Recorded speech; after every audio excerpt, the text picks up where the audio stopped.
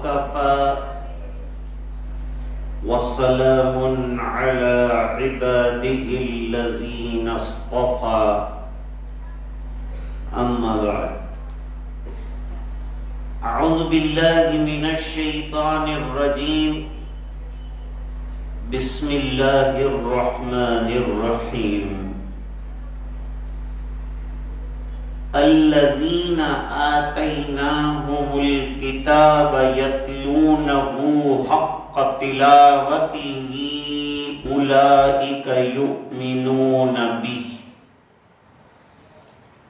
صدق الله العظيم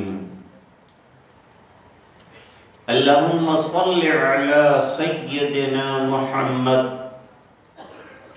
وعلى آل سيدنا محمد وبارك وسلم.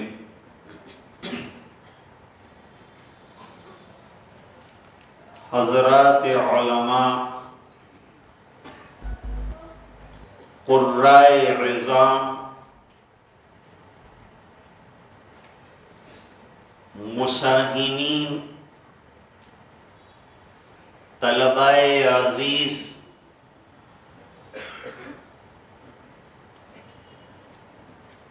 قرآن کریم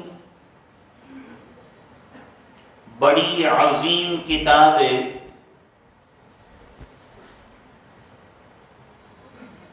اور اس کا ہر انداز اور ہر پہلو نرالا ہے.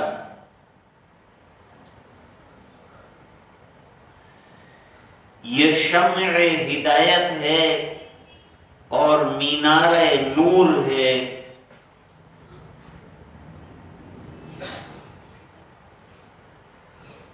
دوسری کتابیں جو دنیاوی ہوتی ہیں وہ کیف متفق پڑھ لی جاتی ہیں،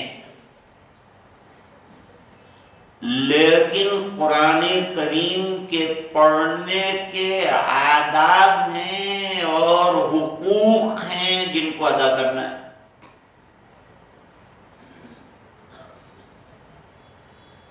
سب سے پہلا حق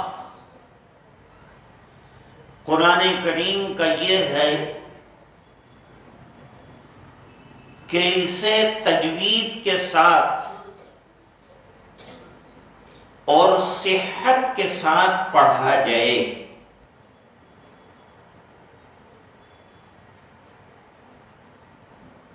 اور 4 حقوق مزید ہیں.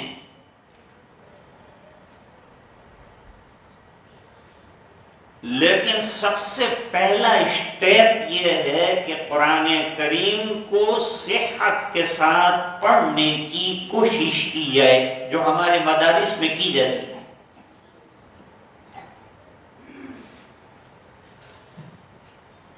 پھر صحت کے ساتھ قرآن کریم کو حسن صوت کے ساتھ پڑھنا یہ بھی مطلوب ہے.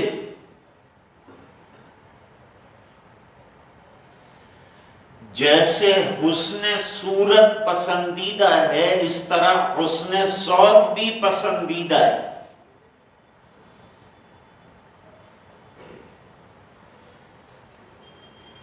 آج بے فضلہ تعالی طالب علموں نے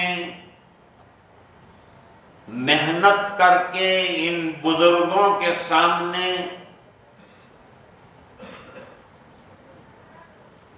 حسن قرات کا مظاہرہ کیا اور انشاءاللہ پانے والے ابھی انعام بھی پائیں گے. ویسے تو ہر ایک انعام کا مستحق ہے.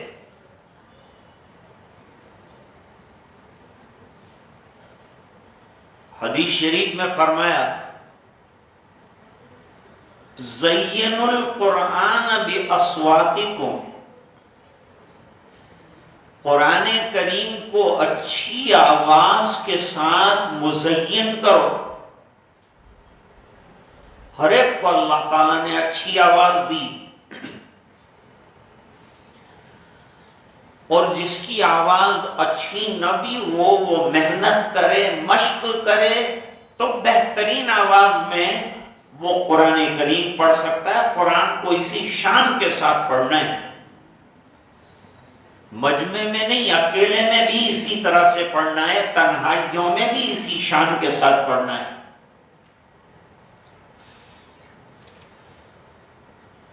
ایک حدیث شریف کا مضمون تو یہ ہے کہ اپنی آوازوں کو اگر عمدہ کرنا چاہتے ہو تو قرآن کریم پڑھا کرو۔ زیادہ قرآن کریم پڑھنے سے اللہ تعالی قدرتی طور پر آپ کی آواز کو اچھا کر دے گا، یہ قرآن کی خوبی ہے۔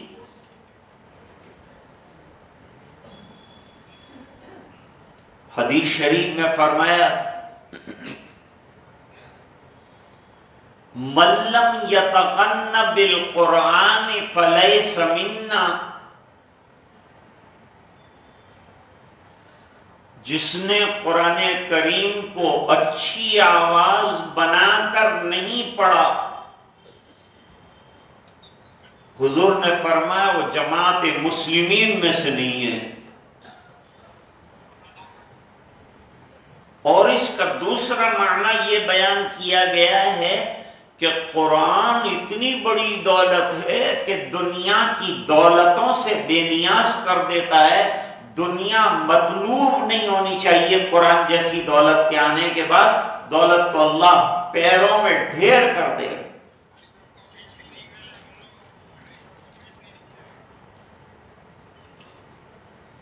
تو یہ حدیث شریف کے دو معنی بیان ہوئے۔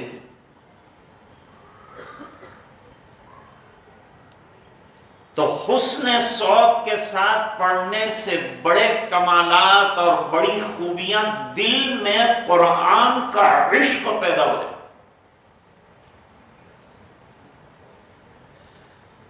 جب اچھی آواز سے پڑھا جاتا ہے تو دل نرم ہو جاتے ہیں، لوگوں کو اچھی آواز میں پڑھنے کا شوق پیدا ہوتا ہے، لوگ قرآن کریم کی طرف متوجہ ہوتے ہیں اور بہت سے لوگ اس کی برکت سے ایمان لے آتے ہیں۔ قاری عبدالباسط عبدالصمد فرماتے ہیں کہ میرے قرآن کریم کے پڑھنے کی وجہ سے 50 غیر مسلموں نے دین قبول کیے، اور کتنے مرتدین تھے انہوں نے ارتداد سے توبہ کر لی۔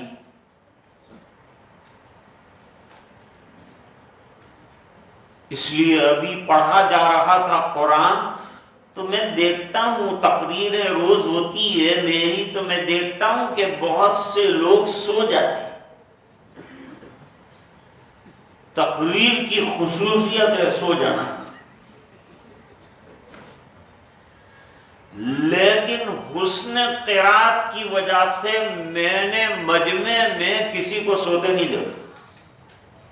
یہ قرآن کریم کا اعجاز ہے کہ سونے نہیں دیتا، انسان کو جگاتا ہے۔ امیر شریعت سید عطا اللہ شاہ بخاری رحمت اللہ علیہ 1942 میں ملتان کے ایک باغیچے میں عشاء کے بعد تقریر کر رہے تھے۔ اب حضرت کا دستور یہ تھا کہ عشاء کے بعد شروع کرتے تھے، فجر کی اذان پر ختم کرتے۔ آدھی رات ہو گئی تو لوگ سونے لگے۔ آج کل جو لوگوں کو بور لگتا ہے تقریر کے اندر، وہ موبائل کان پر رکھ کر بھاگ جاتے ہیں۔ سمجھ جاؤ گے اس کو جم نہیں رہی بات۔ ابھی جو آج تجوید کا اور قرآن کریم کا یہ مظاہرہ ہوا، اس میں حکم صاحبان اور اس میں بھی حضرت قاری ثناء اللہ صاحب دامت برکاتہم العالیہ کے تاثرات ابھی ہونے والے انتہائی اطمینان سے تشریف رکھیں، بچوں کے انعامات بھی دیے جانے۔ میں تو ایسے ہی بیچ میں آ گیا، میرا کوئی پروگرام تھا نہیں، لیکن مفتی ظفر صاحب نے حکم فرمایا کہ بھئی آ جا، تو جو ہے حاضری ہو گئی، ورنہ نہ میرا یہ فن ہے نہ میں اس میں کچھ زیادہ جانتا ہوں، لیکن حکم ہوا تو پھر بیچ میں حاضر ہو گیا۔ اللہ تعالیٰ آج کے اجلاس کو قبول فرمائے، جن مصاحبین نے حصہ لیا اللہ ان کو مزید حسن قرات کے دولت سے مالا مال فرمائے، حسن صوت عطا فرمائے، اور حصہ لینا، ہر ایک حصہ لینا، اور خوب قرآن کریم کے اندر آگے بڑھو، فاستبقوا الخیرات، بھلائیوں کے اندر آگے بڑھو۔ قرآن سے بڑھ کر بھلائی کیا ہے؟ تو آدھی رات کے بعد دیکھا کہ اب لوگ سو رہے ہیں، تو حضرت نے جو ہے تقریر چھوڑ کر یاسین شریف کی تلاوت شروع کر دی۔ ایسا سما بندھا کہ جتنے سوئے تھے سب جاگ گئے، جو جاگ رہے تھے وہ آہ و زاری اور چیخ و پکار میں لگ گئے، اور احسنتا کی صدائیں آنے لگی۔ اس سے بڑھ کر ایک کام یہ ہوا کہ باغیچے کے اندر جتنے درخت تھے وہ درخت کے اوپر بادل چھا گئے، اور بادلوں کے اندر چمکیلی زبردست روشنیاں نکلنے لگی۔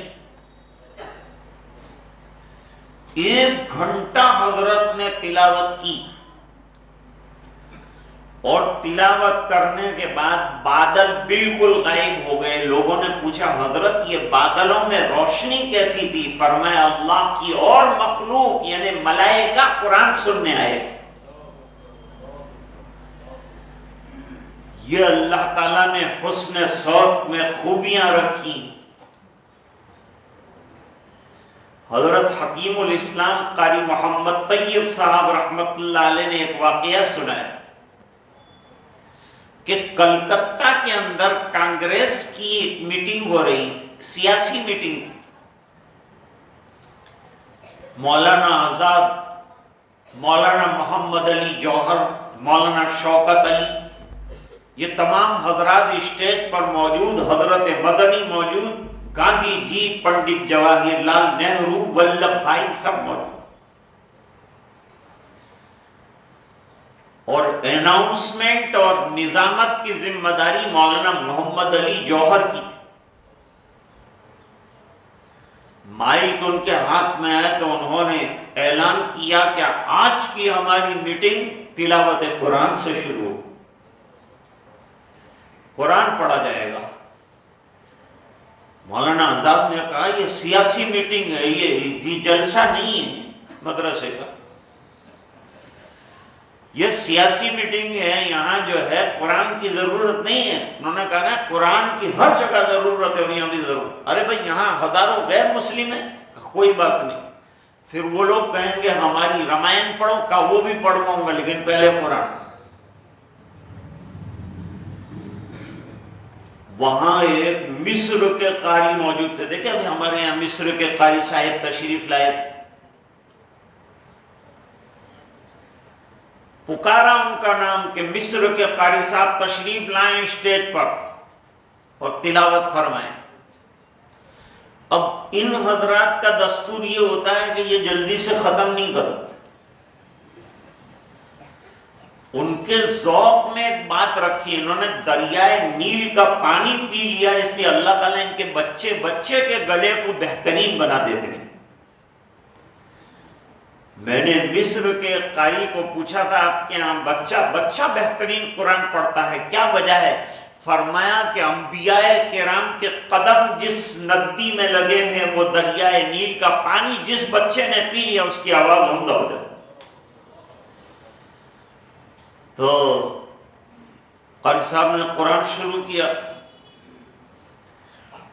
اور سورہ صف پڑھی، اور پوری پڑھی اور مکمل پڑھی، اور مجمع کا عالم یہ تھا کہ ہو کا عالم تھا، کوئی چوں کرنے کے لیے تیار نہیں اور کوئی غیر مسلم اعتراض کرنے کے لیے تیار نہیں، بلکہ ان کی آنکھوں میں آنسو آ رہے تھے۔ 1 گھنٹے کے بعد حضرت نے ختم کیا قرآن کریم تو مجمع پر عجیب سے ایک سناٹا چھا۔ تو میں عرض کر رہا تھا کہ حسن صوت میں اللہ نے عجیب و غریب جو ہے کمال رکھا ہے، اور پھر قرآن پڑھا جائے حسن صوت کے ساتھ تو اس کا حسن بے حد بڑھ جاتا ہے اور دوبالا ہو جاتا ہے۔ آج کے اجلاس کو اللہ تعالی قبول فرمائے، حضرت مفتی صاحب کی محنتوں کو، مدرسے کو اللہ تعالیٰ ترقیات سے نوازے، ان بچوں کو اللہ تعالیٰ علوم قرآنیہ سے نوازے۔ یہاں بہت سے حضرات موجود ہیں، قرآن کی نشر و اشاعت ہونی چاہیے، حسن قرات کے مظاہرے مسجدوں میں بھی ہونے چاہیے، اور علاقے میں جتنی مسجدیں ہیں اس کے اندر تفسیر قرآن ہونی چاہیے، تاکہ قرآن کریم پڑھنے کے بعد سمجھنے کا بھی ہمارے اندر ملکہ پیدا ہو جائے۔ چنانچہ آداب تلاوت میں لکھا ہے کہ اس کو سمجھ کر پڑھنے کا اجر کچھ اور ہی ہے، اور پھر سمجھنے کے بعد آدمی کو عمل کرنا آسان ہو جاتا ہے۔ تو دوسرا اسٹیپ قرآن کریم کی تفاسیر کا ہے، لہذا علاقوں کے اندر اور جگہ جگہ جو ہے تفسیر کا نظام مسجدوں میں بنایا جائے۔ کوئی لمبی کرنے کی ضرورت نہیں، تفسیر 15-20 منٹ، آدھا گھنٹہ، ذرا لوگوں کو لے کر بیٹھیں اور قرآن کریم سمجھائیں کہ ہم نے پڑھا ہے قرآن، لیکن اس کے تقاضے کیا ہیں یہ ہمیں معلوم ہو جائے، تاکہ اس کے اوپر عمل کرنا ہمارے لیے آسان ہو جائے۔ اللہ تعالیٰ اس کی بھی توفیق عطا فرمائے۔ ایک بار میں آپ حضرات کا شکر گزار ہوں کہ آپ نے بڑی خاموشی کے ساتھ جو ہے میری بات کو سنا، اور ان تمام حضرات نے جو کب سے تشریف فرما ہیں اور بیٹھے ہوئے ہیں میری بات کو برداشت کر لیا۔ اللہ تعالیٰ ان تمام بزرگوں کو جزائے خیر عطا فرمائے، اور ان کے علوم میں اور قرات میں اللہ مزید ترقیات عطا فرمائے۔ وآخر دعوانا ان الحمد للہ رب العالمین۔ مجھے اور بھی کچھ کام ہے، اگر آپ برا نہ مانیں تو میں آپ سے اجازت چاہوں۔